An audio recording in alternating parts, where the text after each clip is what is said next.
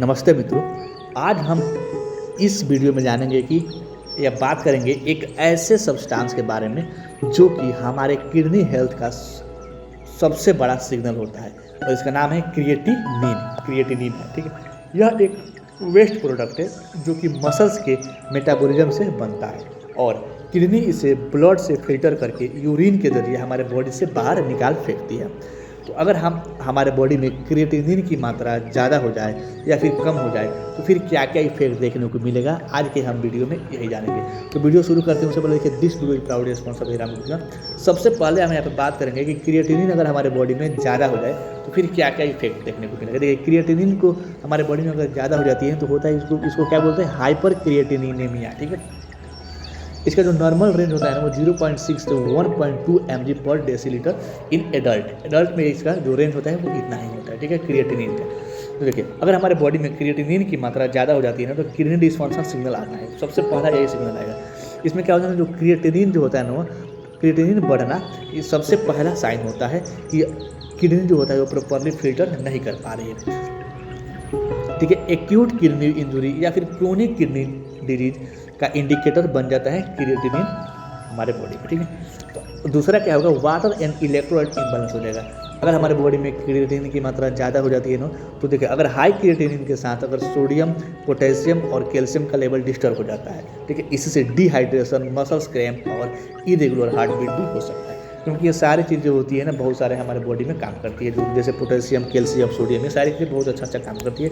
Important role है play इनका हमारे बॉडी में। ठीक है, उस बाद से यहाँ पर स्वेलिंग एंड एडेमा हो सकते हैं, जैसे किडनी फिल्ट्रेशन कम होने की वजह से।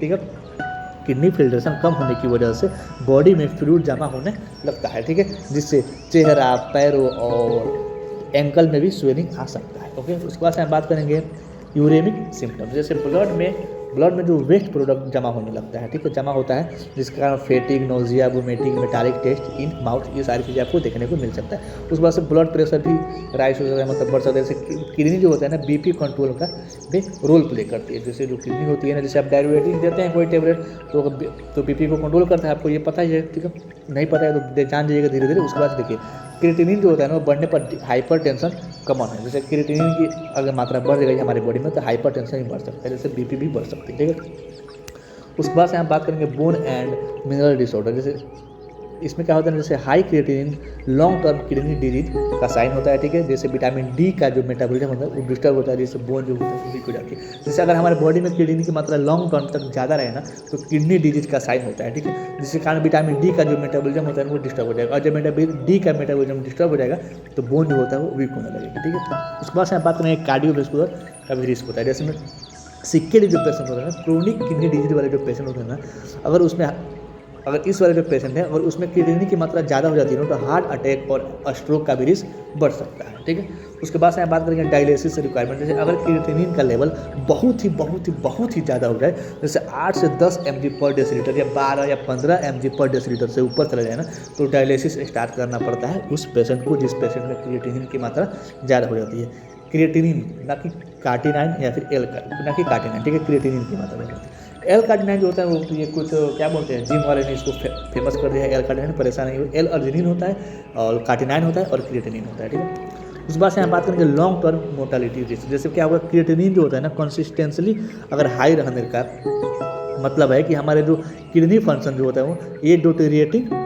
ठीक है, जो कि लाइफ एक्सपेक्टेंसी को भी इफेक्ट करता है। ठीक है, ये क्या लिखा है, डेटोरियो रेटिंग जो भी हो, मतलब इस मतलब क्या करता है, लाइफ को लॉन्ग टर्म तक या फिर एक्सपेक्टेंसी को भी इफेक्ट करता है। ठीक है, अब यहाँ पे बात करेंगे क्या होगा जब हमारे बॉडी में क्रिएटिनिन की मात्रा कम हो जाती है। अगर हमारे बॉडी में क्रिएटिनिन की मात्रा कम हो जाती है ना तो उसको बोला जाता है हाइपोक्रिएटिनीमिया। ठीक है, यह रेयर कंडीशन होता है कि हमारे बॉडी में क्रिएटिनिन की मात्रा कम हो जाती है, बट इंपॉर्टेंट है। देखिए, लो मसल्स मास होने लगेगा। ठीक है, प्रेगनेंसी में इफेक्ट आने लगेगा। ठीक है, उस वजह से लीवर डिजीज से भी लिंक होता है। उसके बाद से सेवियर वेट लॉस होने लगता है, जिसको माल न्यूट्रिशन बोलते हैं। न्यूरोमस्कुलर डिजीज होने लगती है। ठीक है, ओवर डिहाइड्रेशन हो सकता है, क्रिटिकल इलनेस हो सकती है, रिस्क ऑफ क्या लिखा है, रिस्क ऑफ मिसडायग्नोसिस हो सकता है। ठीक है, उसके बाद से indicator of frailty in elderly, मतलब एल्डरली में होता है। इसके बाद से हम एक करके देखेंगे। जैसे यहाँ पे देखें, लो मसल्स मास में लगेगा। जैसे क्रिएटिनिन जो होता है ना मसल्स से बनता है। ठीक है,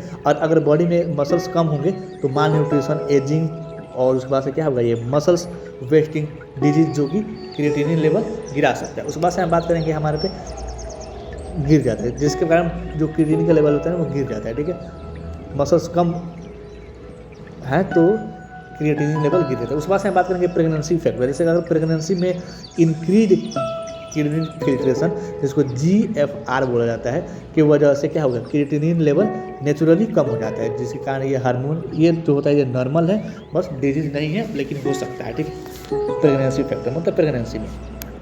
उस बात से हम बात करेंगे लीवर डिजीज से लिंक होता है, जैसे क्रिएटिनिन जो होता है ना, ये क्रिएटिनिन ये लीवर में बनता है, ठीक है। और लीवर डिजीज में होता है, लीवर डिजीज में क्रिएटिनिन प्रोडक्शन की कमी हो जाती है, ठीक है। उसमें भी हो सकता है जैसे सीवियर वेट लॉस, जिसको माल न्यूट्रिशन भी बोल सकते हैं। जैसे क्या होता है, कम प्रोटीन डाइट या फिर स्टारवेशन की वजह से क्या होगा ना, मसल्स ब्रेकडाउन कम होता है। जब मसल्स ब्रेकडाउन कम होगा तो क्रिएटिनिन जो होता है वो भी लो हो जाता है, ठीक है। उस बात से हम बात करेंगे न्यूरोमस्कुलर डिजीज, जैसे क्या होगा, मसल्स डिस्ट्रोफी और यहाँ पे क्या है मिस्थेनिया, जो भी हो मिस्थेनिया ग्रेविस जैसे कंडीशन में भी आप इसका प्रोनाउंसिएशन करा सकते हैं, क्योंकि मेरी इंग्लिश बहुत एक्सट्रीम लेवल पे कमजोर है, ठीक है।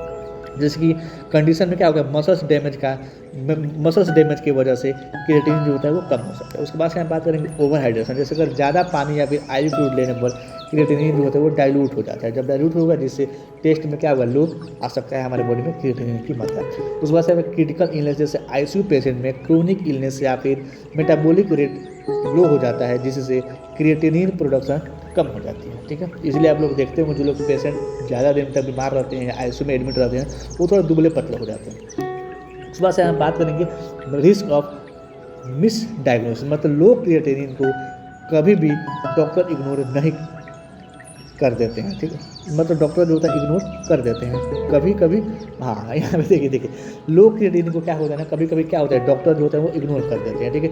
लेकिन यह हिडन लिवर डिजीज या फिर मसल्स वेस्टिंग को भी इंडिकेटर हो सकता है, मतलब मसल्स इंडिकेटर का भी इंडिकेटर हो सकता है, ठीक है। उसके बाद से हम बात करेंगे indicator of frailty in Elder, जैसे ओल्डर एज में क्या होता है, लो क्रिएटिनिन का मतलब है कि ओवरऑल वीकनेस और फ्रेटिलिटी, या वही लिखा है ना, हाँ फ्रेलिटी होता है, जो कि सर्वाइवल के लिए नेगेटिव फैक्टर होता है अगर हमारी बॉडी में क्रिएटिनिन की मात्रा कम रहती है, खासकर ये ओल्डर एज में होता है। तो दोस्तों अब आप समझ गए होंगे कि क्रिएटिनिन का बैलेंस बॉडी के लिए कितना इम्पोर्टेंट है, ना ज़्यादा होना ठीक है और ना ही बहुत कम होना ठीक है हमारे बॉडी के लिए। और कभी कभी डॉक्टर आपको क्रिएटिनिन टेस्ट करने को बोले तो इग्नोर मत करिएगा, क्योंकि यह एक छोटी सी टेस्ट आपके लीवर, किडनी और मसल्स हेल्थ का असली राज खोल सकता है। आपको यह वीडियो कैसा लगा चाहे तो कमेंट करके बता सकते हैं। और अगर आपको कहीं लगा होगा कि नहीं यहाँ पे गलत इन्फॉर्मेशन दिया गया या फिर यहाँ पे गलत इन्फॉर्मेशन दिया गया या फिर कहीं पर भी गलत इन्फॉर्मेशन दिया गया तो आप कमेंट करके बता सकते हैं। इससे क्या होगा, आपको भी लगेगा कि मुझे भी लगेगा कि हाँ हमारे वीडियो लोग देख रहे हैं, ठीक है। उसके बाद से चाहे तो ये MCQ लगा सकते हैं जो कि कमेंट वाला सेक्शन है वहाँ पर भी, या जो कम्युनिटी वाला सेक्शन है वहाँ पर मैं पोस्ट कर देता हूँ। मिलते हैं कल एक नए टर्म, नए टॉपिक और नए वीडियो के साथ, तब तक के लिए thanks for watching this video.